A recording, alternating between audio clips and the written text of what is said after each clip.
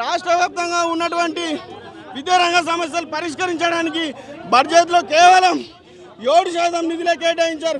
ఈలో మేనిఫెస్టోలో కనీసం 15% నిధులు కేటాయిస్తున్నారు. కానీ తీరా బడ్జెట్లో విద్యారంగానికి అన్యాయం చేసింది. ఈరోజు విద్యారంగానికి నష్టం జరిగింది. పెండింగ్ స్కాలర్షిప్లు ఉన్నాయి. ఒక జాబ్ క్యాలెండర్ కూడా విడుదలయ్యేటువంటి పరిస్థితులు కాబట్టి వెంటనే విడుదల చేయాలి. తెలంగాణ రాష్ట్ర వ్యాప్తంగా ఈరోజు పీడిఎస్ చలో అసెంబ్లీకి పిలుపునిచ్చింది. ఎందుకంటే రాష్ట్ర బడ్జెట్లో విద్యారంగానికి 15% నిధులు కేటాయిస్తామని వాళ్ళ మేనిఫెస్టోలో ప్రకటించినా కానీ తీరిగా 7% మాత్రమే ఈరోజు చెల్లించినటువంటి పరిస్థితి ఉన్నది. వెంటనే విద్యారంగానికి అధిక నిధులు కేటాయించాలి. జాబ్ క్యాలెండర్ విడుదల చేయాలి.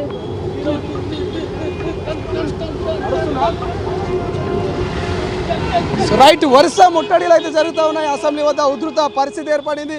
ఒక్కసారి మనం చూస్తూ ఉన్నాము, అసెంబ్లీకి ఇరువైపుల నుంచి కూడా పోలీసుల్ని దాటుకొని అసెంబ్లీ వద్దకు అయితే ఒకరొకరుగా చేరుతున్నటువంటి పరిస్థితి సో చూస్తూ ఉన్నాము. అసెంబ్లీ మెయిన్ గేట్ వద్ద కూడా మరికొంతమంది ఆందోళనకారులు వచ్చినటువంటి విజువల్స్. సో రెండు వైపులా కూడా ఆందోళనకారులు ఆ అసెంబ్లీని చుట్టుముడుతున్నారు. పోలీసులు ఎప్పటికప్పుడు ఎక్కడికక్కడ కట్టడి చేసేటువంటి ప్రయత్నం చేసినప్పటికీ కూడా ఆందోళనకారులు అయితే ఆగడం లేదు.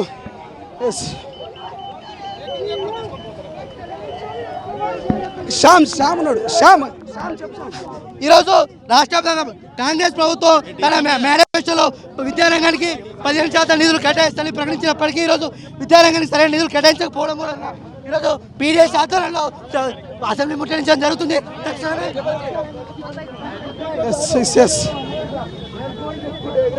అన్నట్టుగా ఈయన కూడా అదే తీరును ప్రవర్తిస్తూ ఉన్నాడు. ఇప్పటికైనా రాష్ట్ర ముఖ్యమంత్రి రాష్ట్ర ప్రభుత్వం స్పందించి స్కాలర్షిప్ ఫీజు రియంబర్స్మెంట్ విడుదల చేయాలని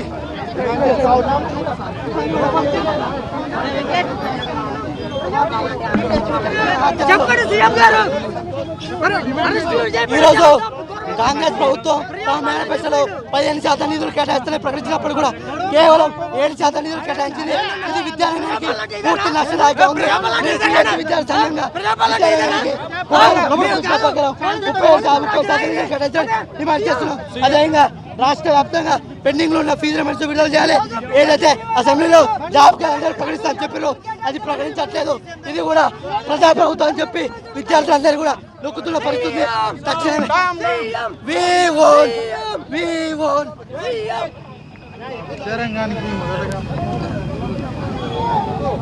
సో ఇది విద్యారంగానికి సంబంధించి పూర్తి స్థాయి బడ్జెట్ కేటాయించలేదు. అదేవిధంగా ఫీజు రియంబర్స్మెంట్ కావచ్చు, పెండింగ్లో ఉన్నటువంటి స్కాలర్షిప్లు కావచ్చు, ఇతర అంశాలన్నింటి కూడా కాంగ్రెస్ ప్రభుత్వం విస్మరించింది.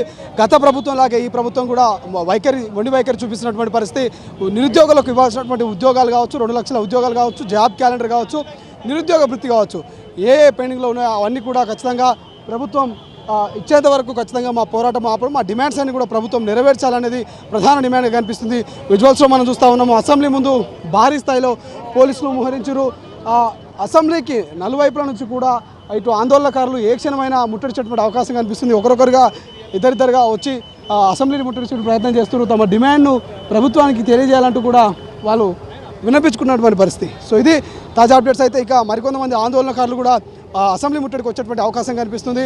సో ప్రధానంగా ఇప్పటికీ పీడిఎస్కు సంబంధించినటువంటి నాయకులు, ఆటో యూనియన్ నాయకులు, ఆటో డ్రైవర్లు వచ్చినటువంటి పరిస్థితి. మరికొద్దిసేపట్లో బీజేఎం ఇక మహిళా మోర్చా నాయకులు కూడా వచ్చేటువంటి అవకాశం ఉన్నట్టు కూడా కొంత సమాచారం అందుతుంది. సో చూద్దాం, తాజా సమాచారం అయితే మీకు అందిస్తూ ఉంటాము. ఏదేమైనా కొంత టెన్షన్ వాతావరణం కనిపిస్తుంది. ఎందుకంటే నిన్న మొన్నటి వరకు దాదాపు 6 రోజుల పాటు అసెంబ్లీ సమావేశాలు నడిస్తే ఏ రోజు కూడా ఇక్కడి వరకు ఆందోళనకారులు వచ్చినటువంటి పరిస్థితి లేదు. కానీ వాళ్ళ ప్రధానంగా అసెంబ్లీ మెయిన్ గేట్ వరకు కూడా ఆందోళనకారులు వచ్చేటువంటి ప్రయత్నం చేస్తారు. అప్పటికి పోలీసులు అడ్డుకున్నారు. సో చూద్దాం, మరి ఇంకొంతమంది ఆందోళనకారులు వస్తున్నటువంటి సమాచారం ఉంది. సో వాళ్ళు ఏం చేస్తారు, మరి ఎటువంటి ముట్టడికి వాళ్ళు సిద్ధమవుతున్నారు, వాళ్ళ డిమాండ్స్ ఏంటో కూడా తెలుసుకునేటువంటి ప్రయత్నం చేద్దాం. అసలైన తొలి వెలుగు. ఫాలో వాట్సాప్ @తొలి వెలుగు official.